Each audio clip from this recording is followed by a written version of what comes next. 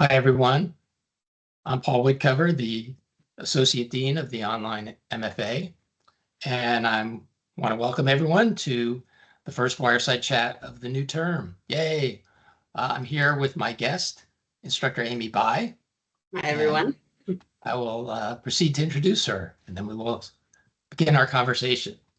Amy wrote her first novel on a bet.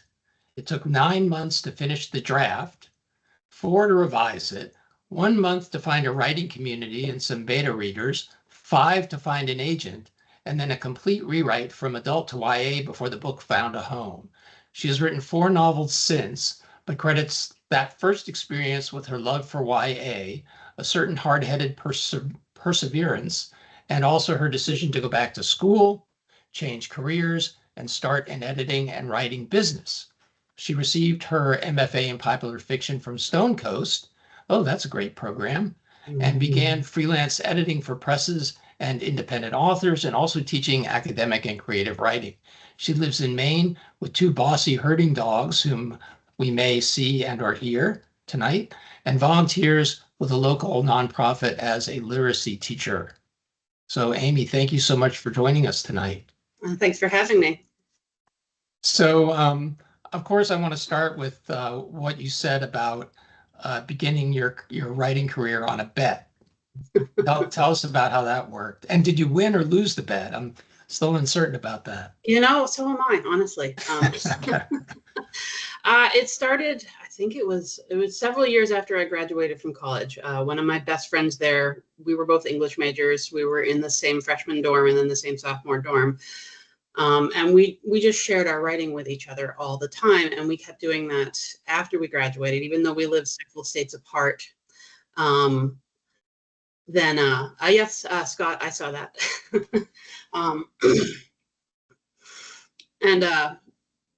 Where was I? Right. So we, we'd visit. He was in upstate New York. I moved all over, honestly. I lived abroad. I lived up and down the East Coast, but we still would visit and we'd share our writing. And he was this just terminal bachelor. He had this very long-term girlfriend who was incredibly patient. But mostly I asked him to come visit me because he did. He lived like a bachelor. I couldn't imagine anyone wanting to live in the apartment that he was living in with him, because it looked like a frat house. And so I was always teasing him about this long-term relationship he had and the fact that he lived a lifestyle that sort of implied he didn't want her to move in with him. I was joking about that one day, and he knew that that I'd written a lot and that I wanted to try to write a book, but I'd never found the motivation to do it. And he said, "Fine, if you write a book, I'll propose." Wow.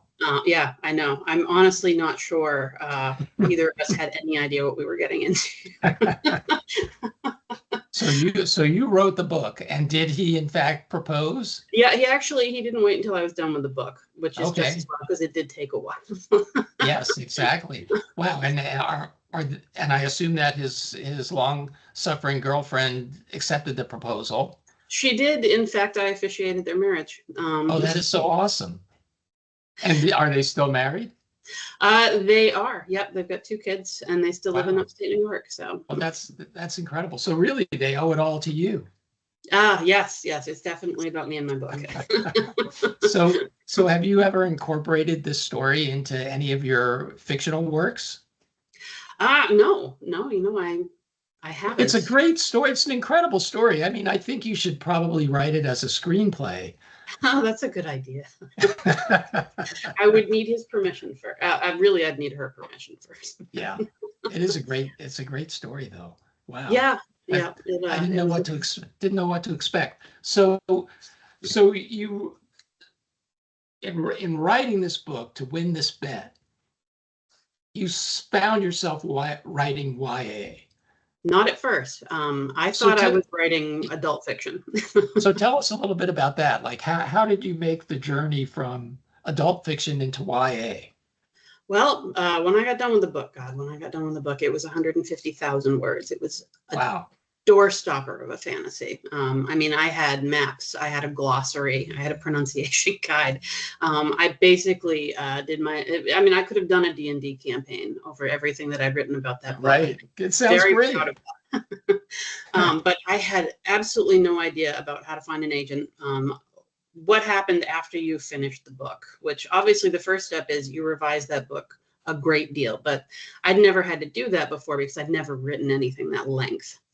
And so when I got done with it, that's when I started looking for other people to read it. And I didn't really have anyone in my life except my friend who was at that point preparing to get married.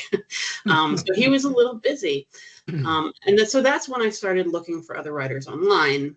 And I learned that my book had a lot of elements in it that were YA, and yet a lot of elements that were very much adult. And that was probably going to be a little confusing for people. It took quite a bit to get my head around that. I was a long way away from a graduate program in creative writing. I wasn't anywhere near going to school yet. So I was learning all of this on the fly. And I was a part of, do you know Absolute Right, the Writers Forum? Yeah, okay. Yep. All right. That's where I got started. That's where I found my first beta readers and my first writing still around, aren't they? They are. Yep. Yeah. I'm not on there anymore. Actually, a big group of us created our own forum, a private forum after that. But Absolute Right was an incredible resource. And I found a lot of information on publishing there, a lot of information on genre theory and genre conventions, which is something that I only intuitively understood as a reader and never really thought much about as a writer. And so I revised the book. It took a while. It took 5 months to get it to where I felt like it was ready to submit to an agent. I did manage to find an agent with that. So let me just interrupt for a quick second. Mm-hmm. So you consciously made the decision. I have a book right here that's got elements of YA. It's got elements of adult fiction. I'm going to revise this book to target it towards a YA readership. Eventually, not the first time around. Okay. So like the book that you got the agent with still had those two components mingled. It did. It did. And I will say part of that was that I had an incomplete understanding of how to address those things. And an incomplete understanding of age category in fiction. And so honestly, I think there was definitely an element of luck that I found an agent who was patient enough to walk me through that process. And once I found her and we went on sub, and I think I might have talked to you about this earlier in the MFA newsletter. Oh, there you go. There's a dog. The publishing industry crashed for a little while right after I went on sub. And so I had to kind of take a step back and think about what I wanted to do to make the book more marketable. And at that point, I was part of a group of professional writers, professional authors, really. Quite a few of them were published. A few of them were in the process of becoming literary agents. So I had some really good resources. And so I went back and I redrafted the entire book. I didn't even revise it at that point. I would say I wrote the entire thing again, just knowing what the plot points were and what the major character arcs were. And it turns out that's actually my favorite way to revise now. But it was a great deal of work. And I wrote about 70,000 words in 4 weeks. And at that point, then it was marketable as YA. So did your agent sort of sit you down and help you identify the YA components and the adult components and give you tips on how to make the book more YA, or is that something that you kind of came to on your own based on your conversations with your fellow writers? It was a little bit of both. I mean, I will say that my agent at the time was really helpful in helping me understand that at the time crossover was not as marketable as, my naive assumption at the beginning. I figured crossover just meant a larger market. These days, it probably does, but at that time, not really. Crossover was actually just harder to shelve.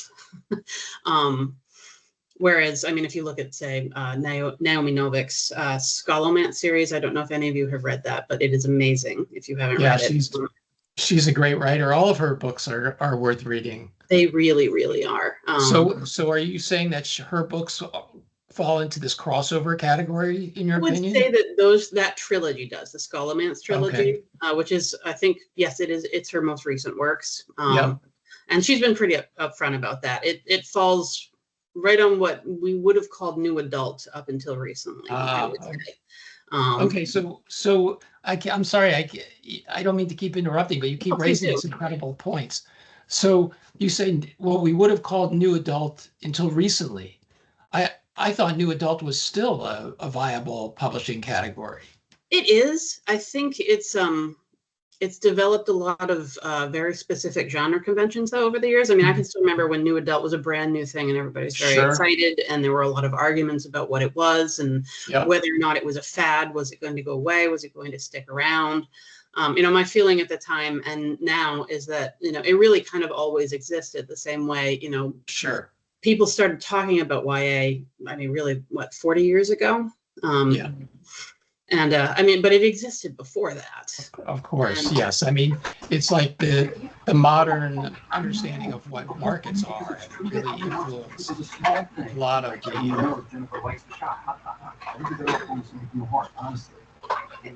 somebody that I shouldn't be hearing. Okay, there we go. Muted. Sorry about that. Oh, no, that's right. Well, gosh, I lost my train of thought there for a second. All right, well, we'll just move on. Maybe it'll come back to me. So it's interesting that like, would you today write a crossover or attempt to write a crossover in the sense of something that appeals to both young adult readership and adult readership? Because obviously a lot of adults read YA anyway. Mm-hmm. In fact, I would say the majority of readers of YA are still adults. That statistic has been around for at least 20 years now. I'm really dating myself here, I know. But, I would say, what was it? 30% of the people reading YA are over the age of 30. Wow. Was something that came up quite a while ago. But over 50% were over the age of 18. I think age category is useful, to identify certain genre conventions, certain things that you're aiming for as a writer, certain themes that come up in your work. And it's obviously useful for shelving a book when you're marketing it. Mm-hmm. But it certainly doesn't limit readers. I mean, I was reading adult fiction at the age of 8. I was reading YA, I started reading YA in college for the most part, with the exception of Madeline L'Engle, which I think I've been reading since I was born. But I don't think that age category really stops readers. It gets used as a marketing tactic a lot. And I think a lot of people think of it as something rigid. But I mean, Naomi Novik's Skullomance series gets marketed as YA. It also gets marketed as adult, and she has, been pretty open about the fact that she thinks of it as crossover. Yeah. But you'll find it in the YA section of the shelves in some bookstores, and in the adult section in other bookstores. And so it's not a static definition, I guess I would say. I find that so interesting, and it's kind of an indication of the way that these genre terms evolve over time, because I do think at one point, if we look back at the history of YA as a genre, one of the defining characteristics of it, and I mean, I guess this is still true today to a degree, is that in fact it is targeted towards that particular audience of that age.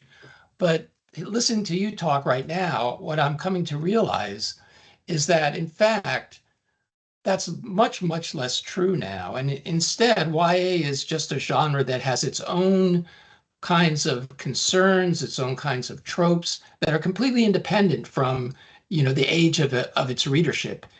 And readers of any age can be drawn to those tropes and those characters and those types of situations that are part of what makes that particular genre. Just like science fiction has its own particular markers, right, that are independent of age, because you can be a science fiction reader at 80 and at 18 and at 8. But I never thought about YA in that same way before. It's just another genre. It doesn't really have anything to do anymore with age exactly. Even though there's still YA books that are clearly written for and targeted for that audience, that age group, I mean. Yeah, absolutely. I would say the line gets a little fuzzy when you get into upper YA a lot. Yeah. Sure, because then you've got the YA, at that upper limit, It's like, where does that end, and where does what we were just, defining a relatively new genre as new adult, where does that start? And then where does adult start? How do you divide these things? Yeah. And I mean, to a degree, it's very arbitrary. Yep. I would say, I mean, a lot of it has to do with marketing. Which I'm not trying to say that genre conventions aren't important or worth considering or fascinating for that matter. I mean, I loved studying them when I was in grad school. I love thinking about them now as a reader, as an editor, as a writer. But they're not, they're fluid. Exactly. They evolve as society evolves, as readers do. I'm going to start pulling a few questions out of the chat. Here's one. Is new adult similar to contemporary fiction? Oh, but I mean, contemporary has a lot to do with setting, I would say. I mean, please feel free to, jump in as well, Paul. This is just my experience and my opinion. So contemporary has a lot to do with setting, whereas YA, middle grade, lower YA, upper YA, adult, new adult, those have to do with the age of your target demographic. From a marketing perspective, again, and there are genre conventions associated with that. I will say that I've seen a lot of new adult fall into contemporary in terms of setting. Right. I feel as though when the genre was invented, because it was really invented as a kind of a marketing ploy, it began that way. I think it was targeted in that, specifically in that way, as a way of moving readers from YA into contemporary adult. Yes. Yep. Fiction. Agreed. Okay, here's another one from the chat. You have the unique perspective of writing from both sides of the proverbial coin. What advice would you give to writers who are new to the academic standards of creative writing? Academic standards of creative writing. Are there any? I don't know. I mean, I would say there are.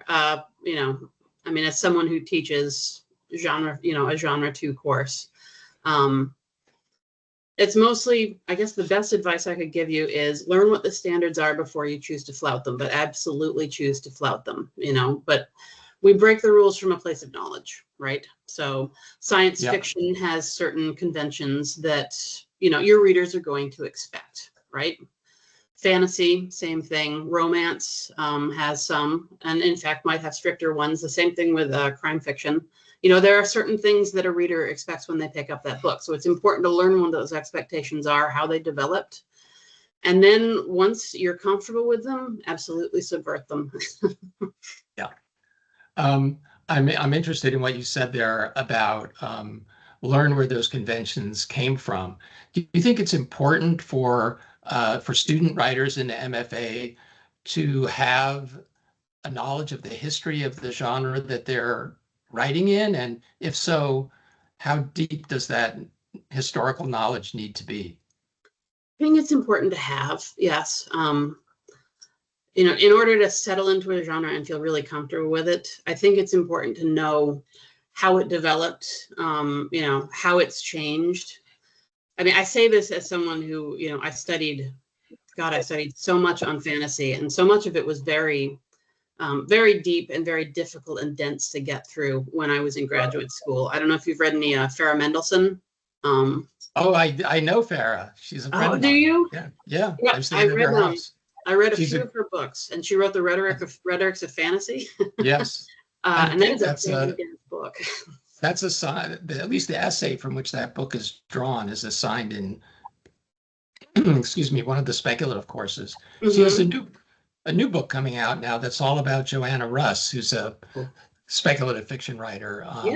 Wrote in the new wave era of science fiction back in the 60s and 70s about the female man, which is one of Joanna Russ's more famous novels. Yeah. Here, I'll put it in the chat for anybody that's interested.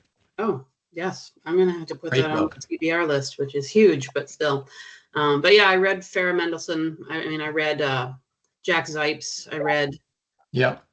I read quite a bit on the history of fantasy. God, I think I read some of the first short stories and novellas that were considered to be designated as fantasy. I'm not going to be able to remember the names of them off the something to do with Elfland. Why am I not remembering the full name now? Oh, the Lord Dunsany, the King of Elfland's daughter.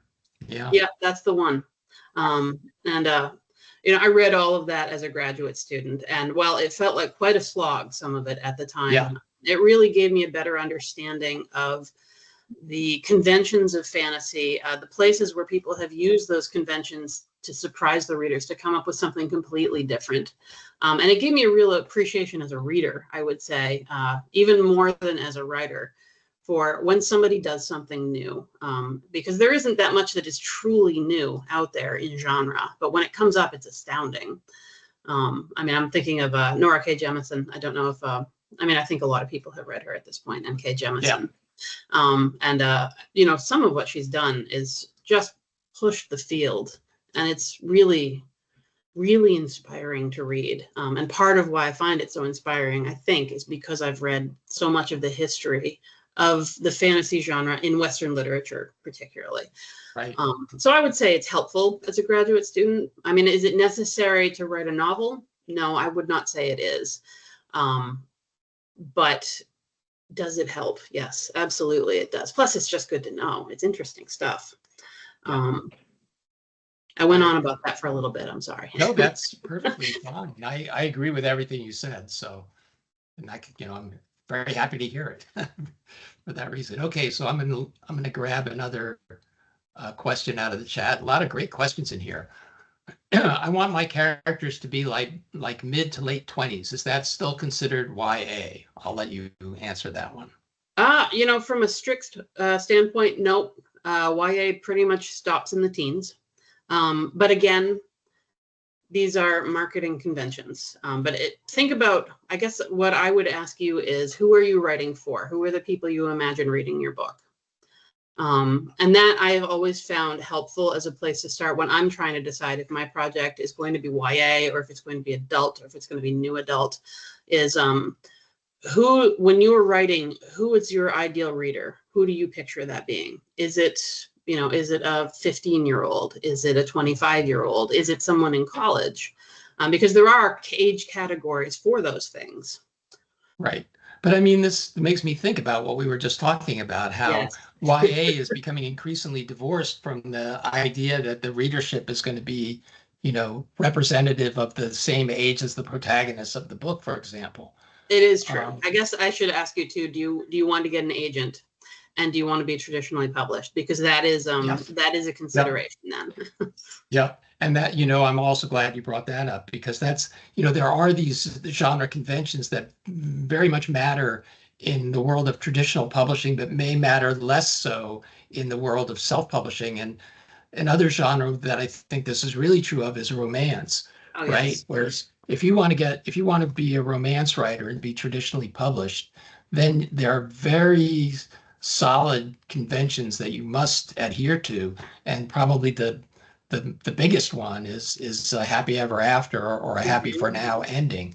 You absolutely must have that. There's no alternative. If you don't have a HEA or HFN ending, you simply will not be traditionally published as a romance novelist.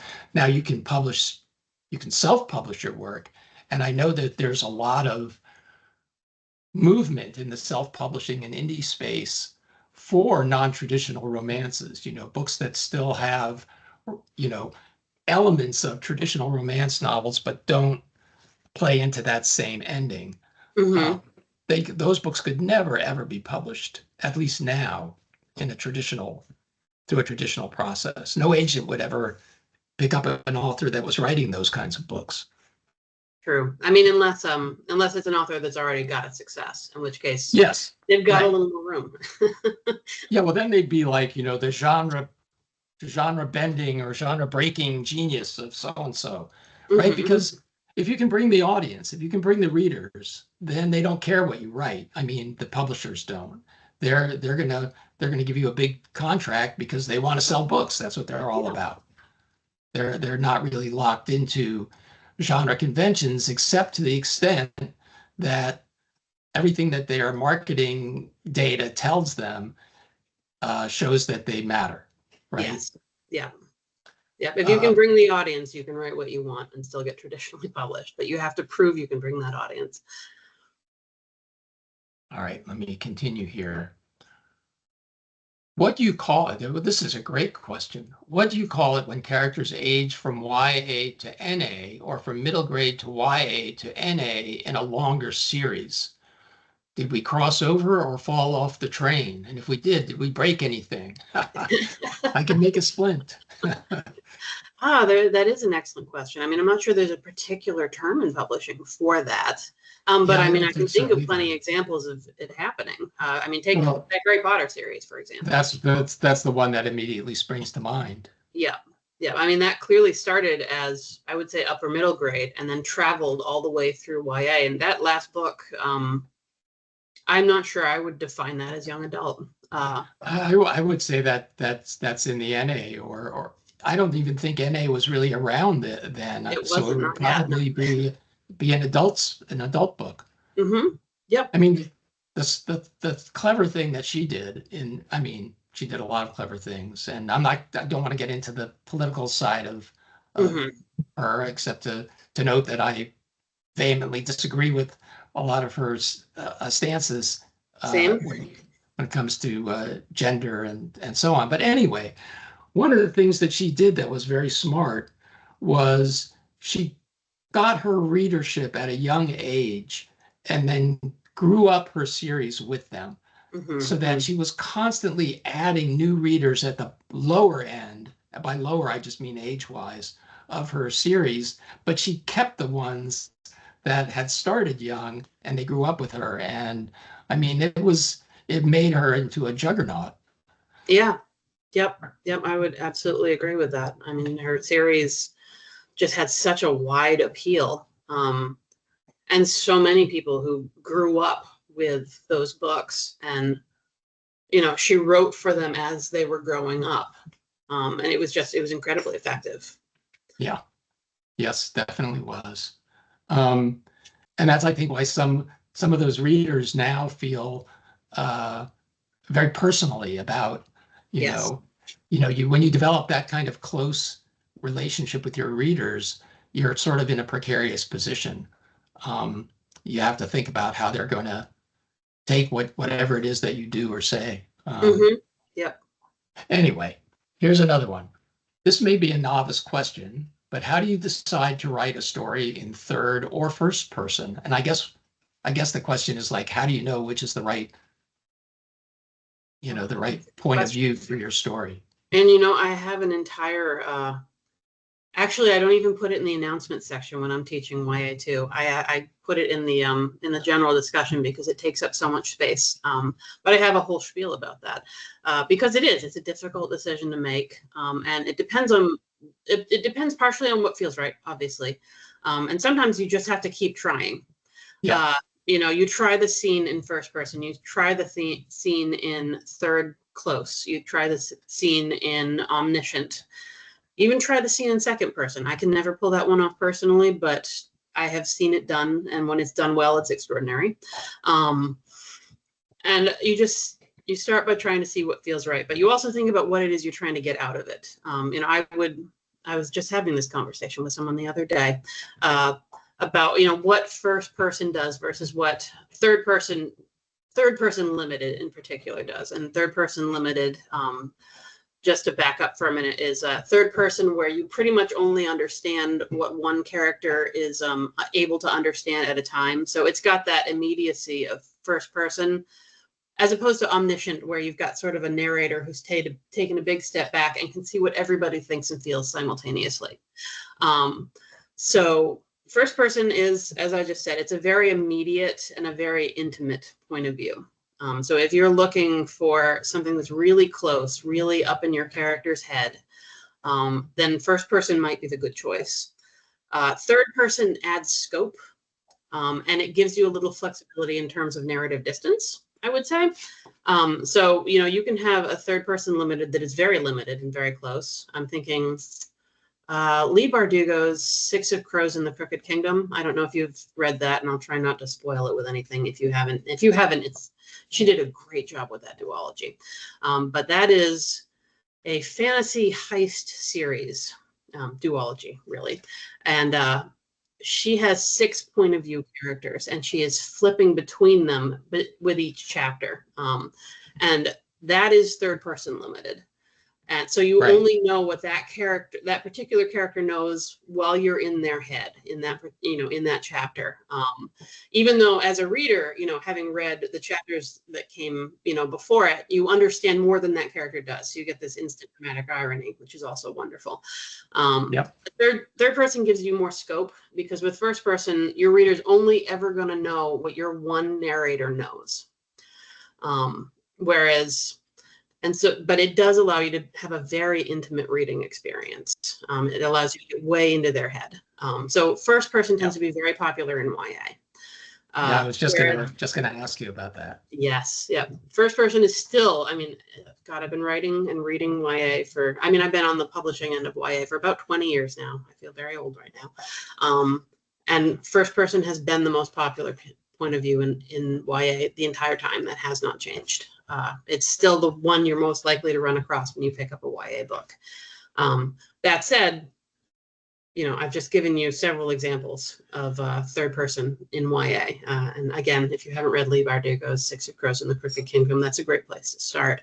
But I hope I answered that question. Tell me, did I? That was a fantastic answer. Yes, thank you very much. That was a nice refresher on the distinctions between these points of view. I think they're very important, and I might even actually want to stick with that a little bit, because I feel as though some of the writers in our program are, and this was one of the most difficult things for me to learn as a writer, was point of view, and especially the distinctions between third person limited, third person omniscient, and then the kind of the sliding scale of narrative distance that you can achieve within those, especially third limited, within that point of view.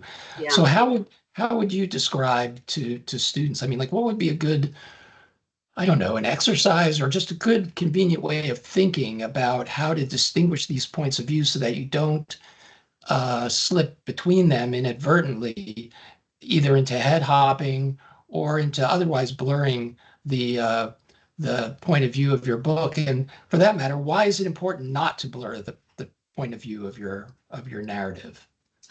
Okay.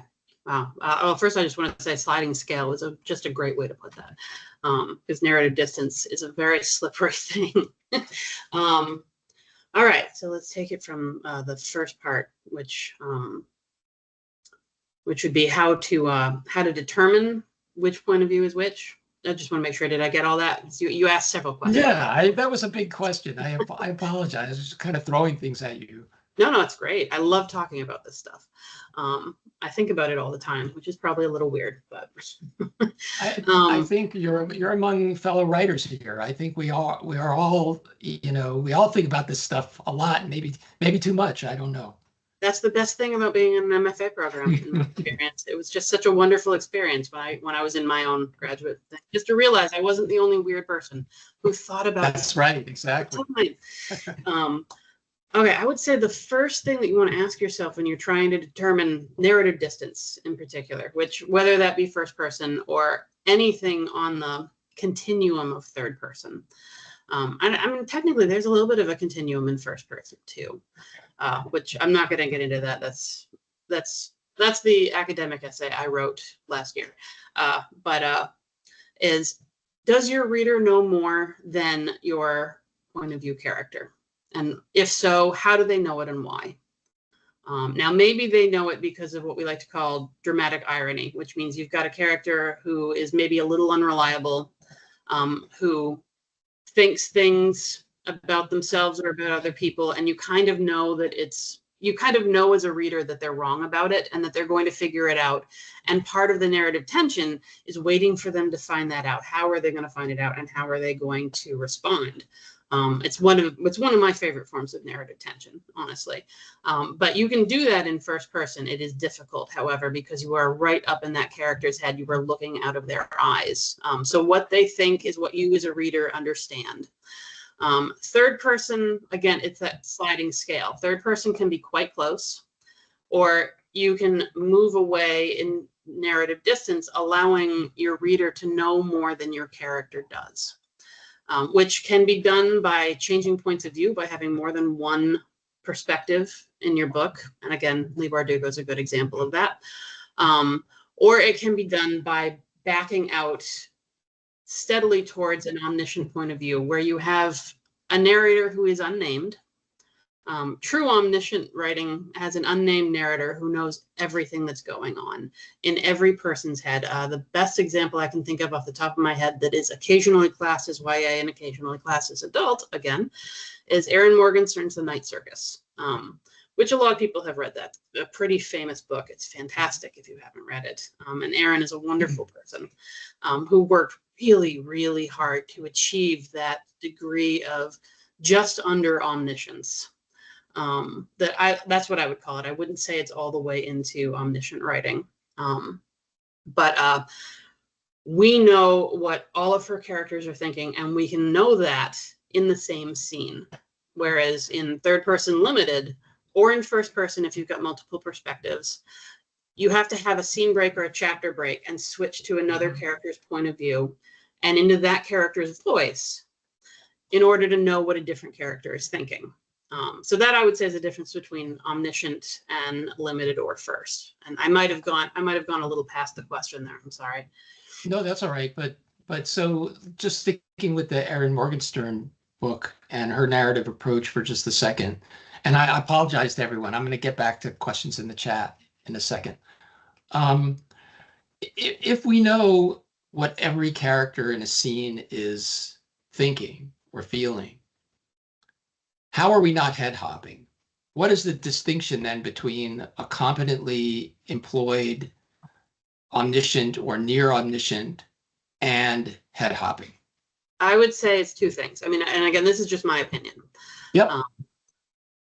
One is extraordinary control. I would say, I mean, for me personally, omniscient is the most difficult point of view to write from, because you have to maintain that control the entire way through it. Totally agree.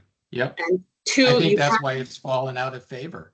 Yes, I think it's hard to write. It's too hard. It's very, very hard. It's beautiful when it's done well. I love it. It's just very hard to write. I would say it's hard to write well. I've seen some modern examples of it that I will admit I was a little less than impressed by, because they did feel like head hopping. And if you do it wrong, that's what it's going to feel like, is that you've just forgotten that you were in one character's perspective and you've moved to the next one.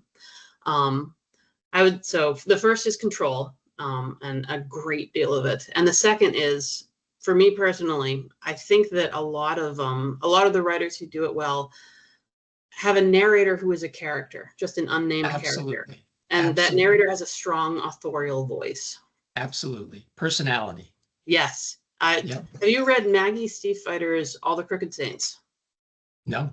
Oh, I recommend that one. Actually, I recommend her entire body of work, because it's fascinating watching her move from first person into third limited, into multiple perspective third limited, and then all the way to omniscient in All the Crooked Saints.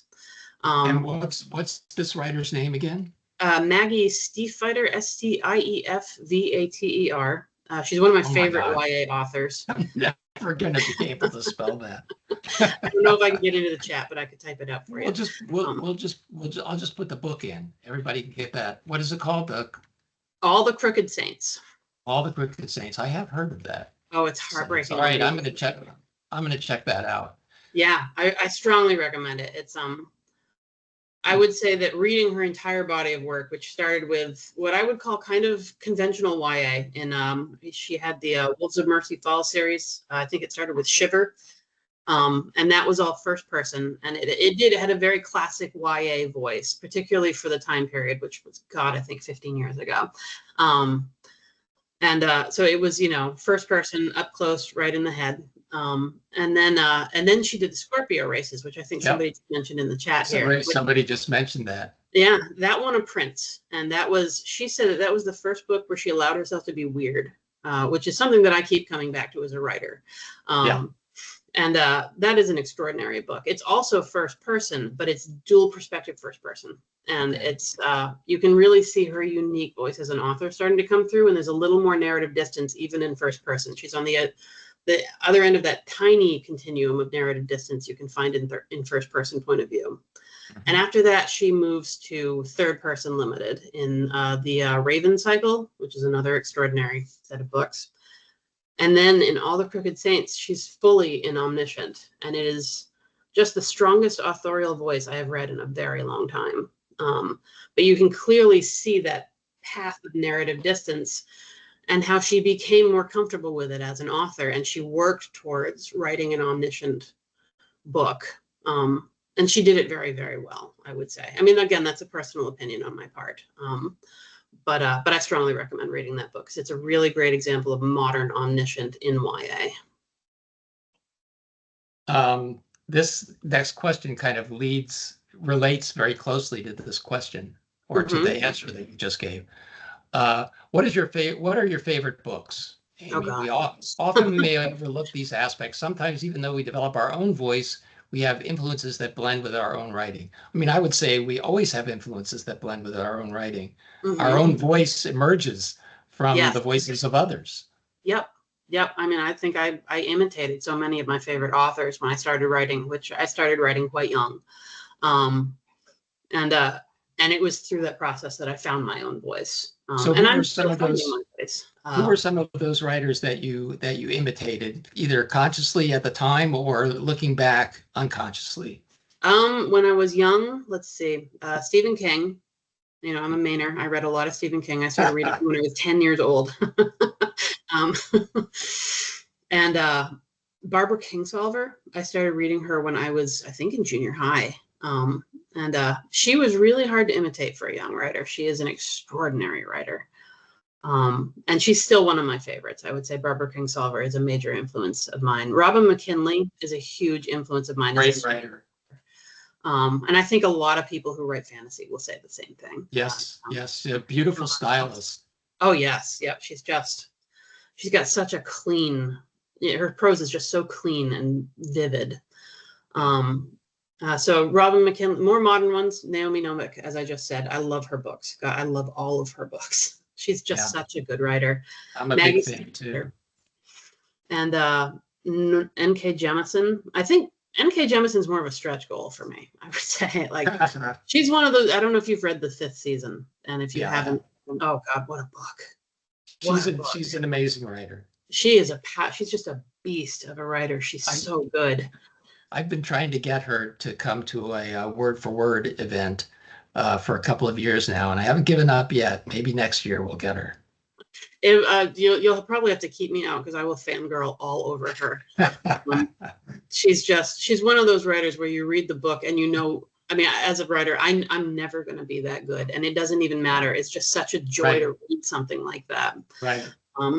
So it's I would call her a relief, right? When you find a writer like that. So it's like, I know I can't be this good. I don't even have to try.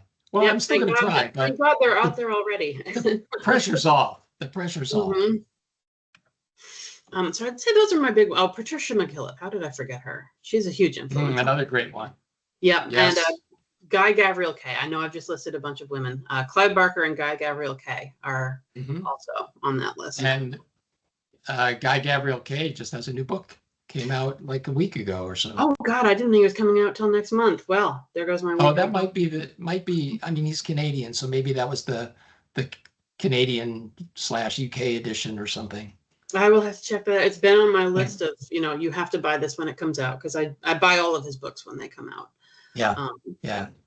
He's a good writer. He's a good follow on Blue Sky too. If you're on Blue Sky. Yes. Yep, I am. Yep, and I do follow him. I've been very distracted on Blue Sky lately, but and I think he has too.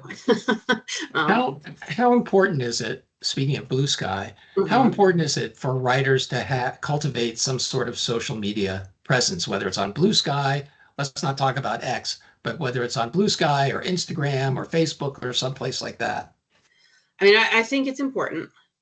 I say this as someone who actually is fairly private when it comes to having a public presence. I used to, and when I got my first agent, That was the first thing she asked me. And I'm going to date myself again here because Facebook was fairly new at the time. And her first question after I signed up with her was, why aren't you on Facebook? And I was like, well, I hadn't heard of it. Sorry. I mean, I would say that having, a place where your readers can find you is important. But, the advice that I've seen out there about, making sure that you post every day, that you post about these things, that you've got a schedule, that you're managing multiple social media platforms. You have to decide what you can handle and what's going to get in the way of your writing. The writing has to come first. Yes. Yeah. And I find that kind of stuff exhausting. So I did it for a long time. And then I realized it didn't move the needle as much as I thought it was going to. Now, maybe if I was a big name, it would. And maybe it would be important then, but I'm not. And I honestly don't really want to be, because I am kind of an introvert. But I mean, it's important to have a place where people can find you, I would say. And it also depends on how you want to publish. Do you want to be traditionally published? Because your agent's going to ask that and your editor is going to ask that. They're going to want to know because they're going to expect you to do some of the heavy lifting. Whereas, if you self-publish, well, you're doing all of the heavy lifting unless you hire a publicist. So, so yes, unfortunately, I would say it is important. Yeah, I mean, I think my first novel came out when I was, well, I guess it came out in like in the 1990s. Mm-hmm. And, the publishing world was so different then. I mean, in those days, the publisher did everything. They did all the marketing, all the publicity, and there was very little that you could do at that time as the author. But it's completely different now. Completely different. Now the publisher, like you just said, expects the writer to do a lot. And the smart writer does a lot. The smart writer does not trust the publisher anymore to do all of that marketing work for them. Unfortunately, that's another responsibility the writer has to shoulder these days.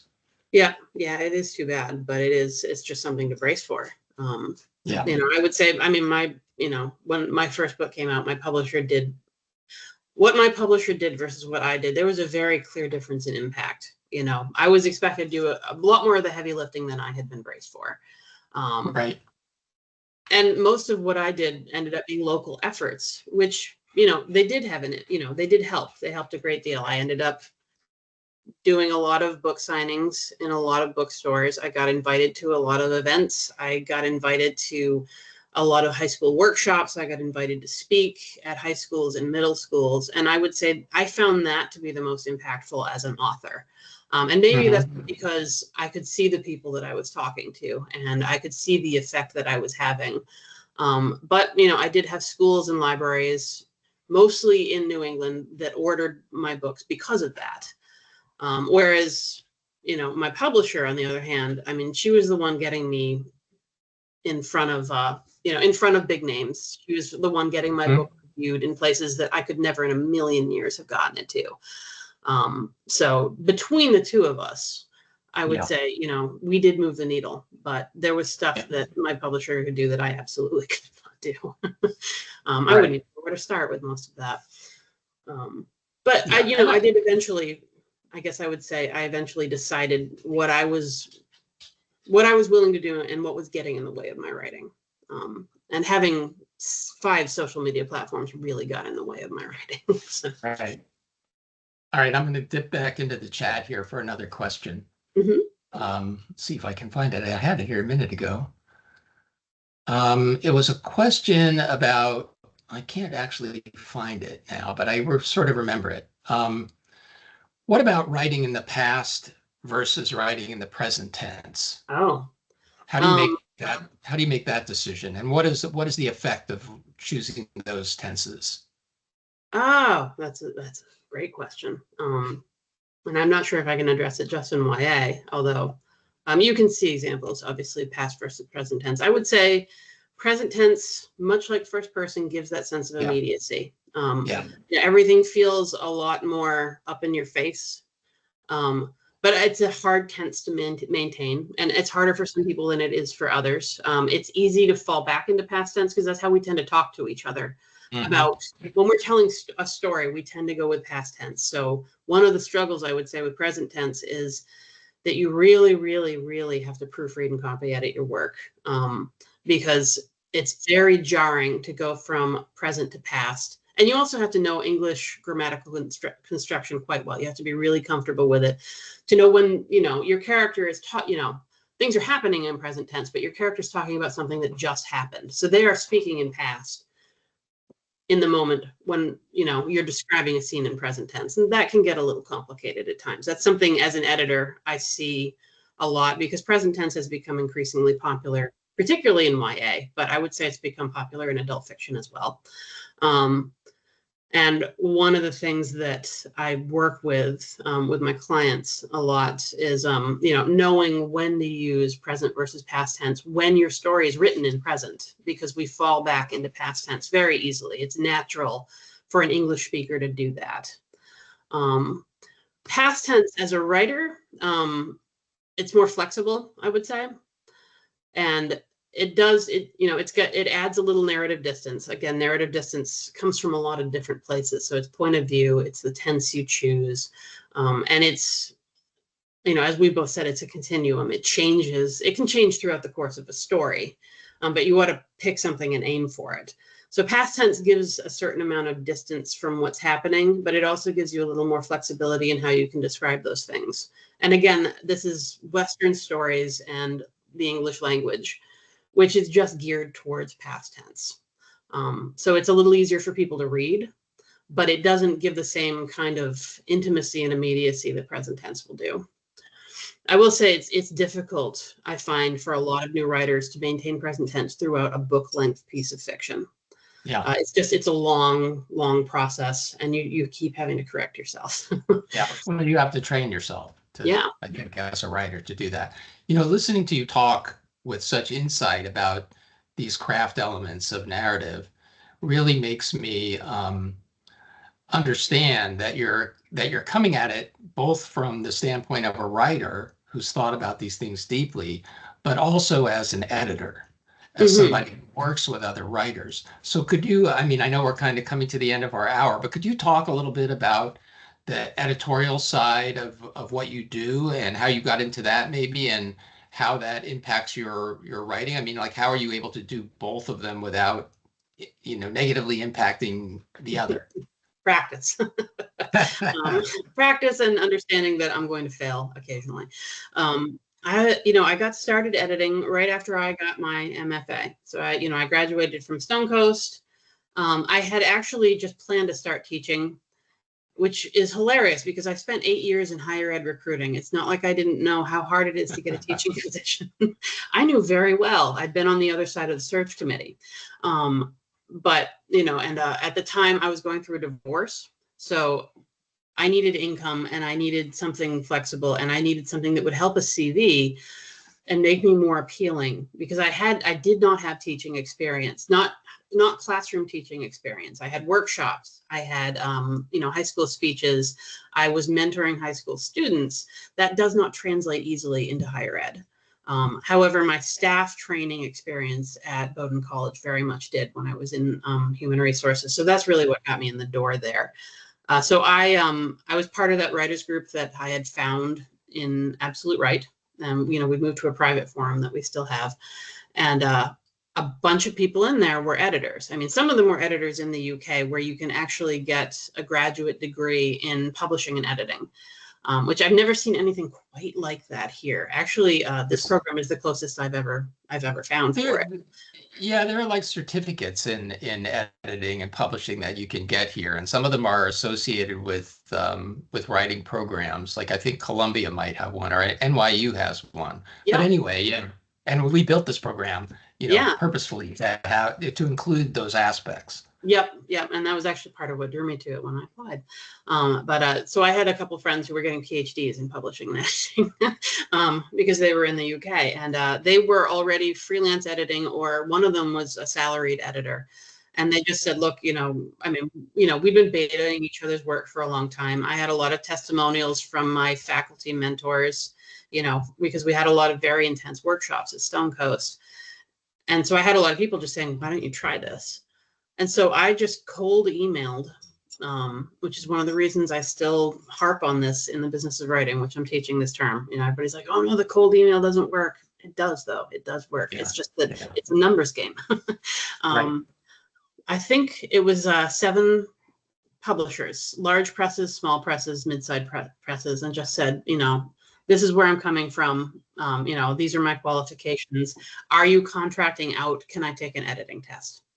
And 4 got back to me. One of them picked me up 4 days later, very fast. And that one, that was a UK publisher that did all sorts of romance and also erotica. And I started out as what they call a line editor, and that's really kind of proofreading and formatting simultaneously. And in a month, I started copy editing for them because I was really already doing it. I couldn't help it. And then after that, I started developmental editing, and I spent almost 2 years there doing all of that as their only American editor. And so every time that an author wrote something that was set in America, I also ended up being what they call the yank pick. So I was the one who was correcting, you know, I guess you could call that copy editing of an extremely specific sort. Right. Right. And that was how I got started as an editor. As I wanted to go to publishers first because I wanted that experience of, you know, getting through the publishing process and being part of it. I wanted to know how house style sheets worked. I wanted to know how an editing team worked and how they worked to package an entire book, like what that process looked like. I knew that would make me a stronger editor, and that if I did decide to go out with authors individually, I'd be able to market myself as someone who had been on the inside of the industry. And that is definitely how it worked. I freelanced for several publishers. I still pick up a little bit every now and then for a publisher. And then me too. That made me a much stronger editor and a much more appealing advertisement for an editor too. So, and I think the second part of your question was, how do I keep it separate from my writings? Which is, or how do you manage not to let it take over all your writing time? How do you protect that time? Have you ever heard of the program Write or Die? No, it's fantastic. I think it's $10 for the desktop version, but all it is, and I mean, there's got to be 100 of these out there now, is it's a very simple text editor program, except that it's got a timer. So you put in a goal. You want to write this many words. You're giving yourself this much time to do it. So, you know, maybe it's 500 words in 20 minutes, or maybe it's 1,000 words in half an hour, whatever you want. And it takes over the whole screen. So you can't click out of it until it's done, unless you want to hit Control-Alt-Delete and shut your computer down. And it's timing you. So it's actually looking at your typing speed. And if you're not typing fast enough to meet your goal, the screen slowly goes from white to pink to red. Oh my God. It's this very deep, bloody red. And then it'll start showing you pictures of things like spiders and snakes. There's actually a setting called Kamikaze where it will delete your words as you're typing if you're not going fast enough. I never choose that one. That one is not good for the blood pressure. But that is how I started to separate myself from the editing brain that I have running in the background all the time. Yes, it is terrifying. I agree. Yeah. Hardcore. But it is incredibly effective for getting you out of your head because you just don't have time to do anything but type. Here's one more question. I think we have time for at least one more. Scott is wondering, I wonder if Amy is a pantser or not. So let's answer his question. Not really. I actually, I outline in Excel, and I have an entire graph that goes along with it that I like to compare to the plot mountain chart, which is not to say that I think that is what your story needs to look like, or my story, or anybody's story, really. I just find it helpful to understand where the action's rising and where the action's falling. So I use what CJ Cherry and Diane Duane. Diane is the one who recommended this to me, actually. It's called the shopping list method. You start with 10 things that get you from start to finish. And then you write 10 things about those 10 things and 10 things about you go as deep as you need to. But you start with 10 things that get you from the beginning of your story to the end of your story. So are those like plot points, or are Yes. they, what are they Well, exactly? they can really Okay. be. They can be plot points. They can be subplots. They can be character arcs. I start with the main plot points because plot's what I struggle with as a writer. I could just sit there and write about characters in a room talking all day, and it would be interesting to me, but to absolutely no one else. So I start with 10 things that are plot that get me from start to finish. And then I write 10 things about each of those 10 things that have to happen in order to make it to the next step in the process. And then I'll go deeper, and that's usually the character arcs is the third level. And then after that comes the subplots. And so by the end of it, I have a massive graph that I hope will look a little bit like the plot mountains. Yeah. That's And that's, fascinating. yeah. So I'm definitely not a pantser, which is not to say that I don't free will right off road the second I get distracted by something. But here we go. Everybody's yelling. Well, he knows that we've reached the end of our chat for tonight. Yeah. They probably think it's bedtime for me. They yell at me when I. So we have in fact reached the end of our evening. So I want to thank you so much, Amy, for joining us and sharing everything with us. Just been wonderful. I feel like I could talk with you about writing craft for another hour easily. So Absolutely, I've had so much fun. Yeah, I hope we get the chance again. I hope you have a great term, and I want to thank everybody for coming tonight. And I wish all of you a good term as well. Yeah, We'll see you at the next Wireside Chat.